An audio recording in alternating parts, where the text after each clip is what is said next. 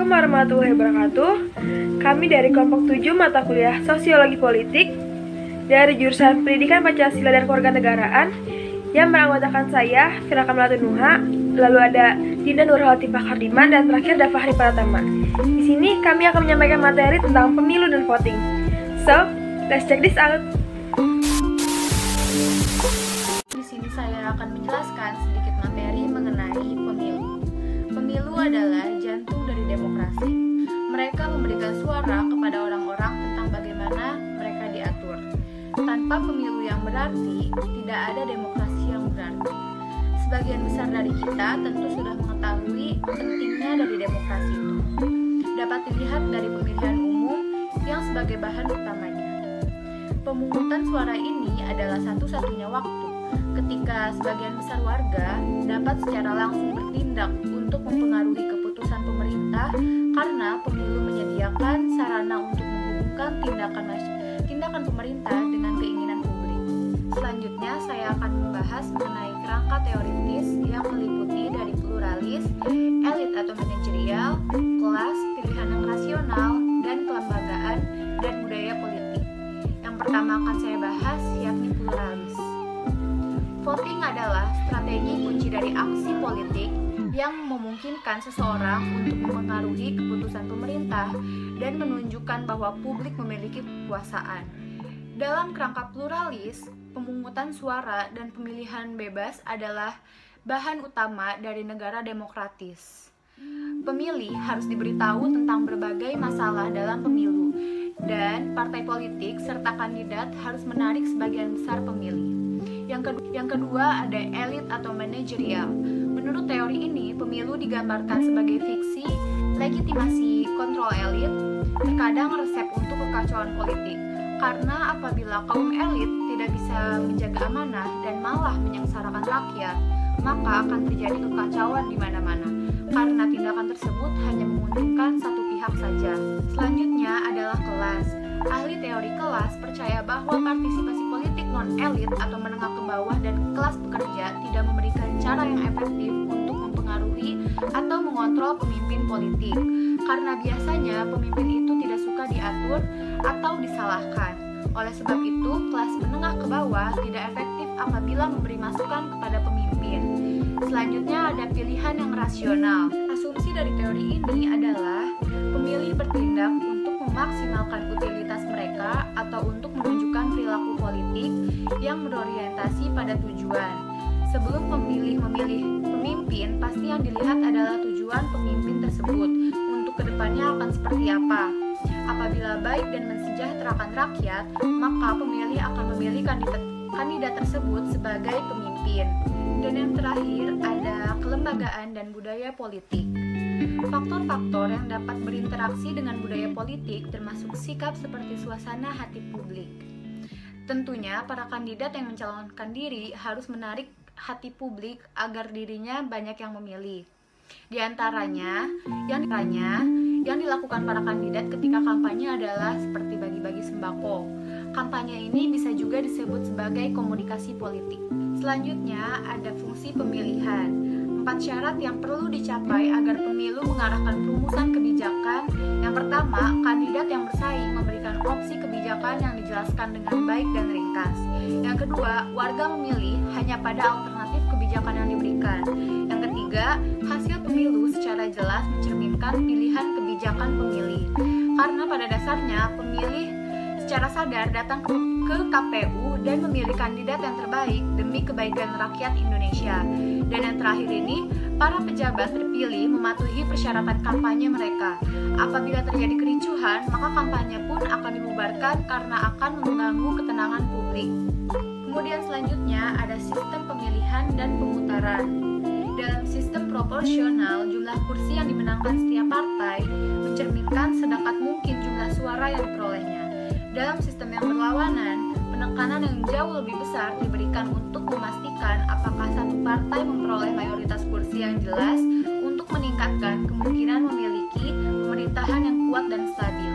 Jadi, yang dimaksud jumlah kursi yang dimenangkan setiap partai mencerminkan sedekat mungkin jumlah suara yang diperolehnya.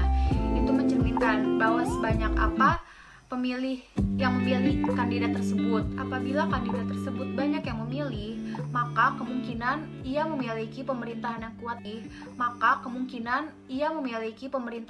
Dan stabil. Haruskah felon yang dicabut haknya diizinkan untuk memilih? Di berbagai negara memiliki batasan berbeda atas hak suara penjahat dan mantan narapidana. Nah, baru-baru ini ada beberapa liberasi undang-undang untuk mantan narapidana, tetapi ada perdebatan yang signifikan tentang apakah narapidana atau mantan narapidana harus diberi hak untuk memilih. Lalu ahli Yanhul pada tahun 2006 membagi argumennya tentang mendukung pencabutan hak menjadi 3 jenis, yaitu pertama ada pragmatis. Di sini ada 2 prinsip. Yang pertama, para pendukung pencabutan hak penjahat berpendapat bahwa kemungkinan kehilangan suara membantu mencegah orang benar-benar terlibat dalam kejahatan atau mencegah mereka melakukan kejahatan lebih lanjut. Lalu yang kedua, kehilangan hak suara memenuhi kemungkinan kebutuhan akan retribusi untuk menghukum yang bersalah dan dengan demikian membantu menumbuhkan stabilitas dalam masyarakat. Lalu ada prinsip warga negara memiliki kewajiban tertentu kepada masyarakat dan ketika mereka gagal memenuhi tanggung jawabnya, masyarakat berhak untuk menghukum penjahat, termasuk mencabut hak si penjahat. Lalu yang kedua, membatasi waralaba, membantu komunitas menentukan identitasnya sendiri. Lalu ada teori filsafat. Civic Republicanism mengatakan bahwa kesehatan moral dan fisik masyarakat bergantung pada kebajikan warganya. Memilih adalah hak istimewa yang diberikan hanya kepada mereka yang layak dan setia. Melakukan tindak pidana mendefinisikan bahwa warga negara sebagai tidak layak karena penjahat cenderung menjadi warga negara yang tidak baik. Lalu, ahli teori kontrak sosial berpendapat bahwa orang menyerahkan sebagian dari kebebasan mereka untuk hidup di bawah aturan pemerintah yang melindungi mereka. Ketika orang melanggar peraturan, mereka kehilangan hak untuk berpartisipasi dalam pengambilan keputusan yang mempengaruhi komunitas. Lalu, perilaku atau karakteristik sosial. Nah, 2 tradisi awal penelitian perilaku memilih muncul lebih dari setengah abad yang lalu. Salah satunya pendekatan Universitas Columbia, menawarkan pendekatan sosiologis yang sesungguhnya untuk studi pemungutan suara dengan memeriksa aliran informasi selama kampanye, pengambilan keputusan individu, variabel posisi kelompok, indikator status sosial, misalnya tuh seperti pendidikan, pendapatan, dan kelas, dan ukuran sosiodemografi. Dan contohnya itu ras, etnis, agama, dan tempat tinggal. Peneliti menyimpulkan bahwa sebagian besar preferensi partai pemilih agak tidak fleksibel, meskipun sebagian kecil pemilih sering mengalihkan preferensi mereka. Lalu kelas sosial. Sementara, beberapa studi mungkin mempertanyakan relevansi karakteristik sosiodemografi dalam mempengaruhi jumlah pemilih dan preferensi pemilihan suara tertentu. Pentingnya kelas sosial untuk menjelaskan baik jumlah pemilih dan preferensi suara di demokrasi barat. Baru-baru ini, yang lain termasuk yang Lipset berpendapat bahwa ada penurunan penting dalam pemilihan kelas di masyarakat pasca industri. Lalu ada pembelaan rasial. Perpecahan rasial memang signifikan di banyak masyarakat, tetapi diskusi ini berkonsentrasi pada masyarakat di Amerika Serikat di mana perbedaan terutama antara kulit hitam dan kulit putih, terlihat jelas. Kulit putih telah menjadi norma yang digunakan untuk menilai ras lain di Amerika Serikat, terutama di Amerika Afrika, yang mayoritasnya adalah berkulit hitam. Orang kulit hitam selalu cenderung sangat mendukung satu partai politik atau yang lain, meskipun partai itu tidak selalu sama, sebagai bagian dari warisan Presiden Lincoln untuk menghapus perbudakan. Orang kulit hitam sangat mendukung Partai Republik selama era rekonstruksi setelah Perang Sipil. Lalu ada masyarakat Hispanik. Secara umum, orang Hispanik memiliki tingkat partisipasi yang lebih rendah daripada orang kulit putih non-Hispanik. Alasan ini termasuk status sosial ekonomi mereka yang lebih rendah, kesukarelaan sipil yang lebih rendah di berbagai organisasi, upaya mobilisasi yang lebih sedikit, dan faktor-faktor struktural seperti praktik diskriminasi yang dirasakan yang melibatkan masalah status kewarganegaraan. Lalu ada Amerika Asia Timur. Masyarakat ini memiliki pendapatan relatif lebih tinggi dan tingkat pendidikan yang lebih tinggi daripada kebanyakan minoritas lainnya, namun memiliki tingkat partisipasi politik yang rendah.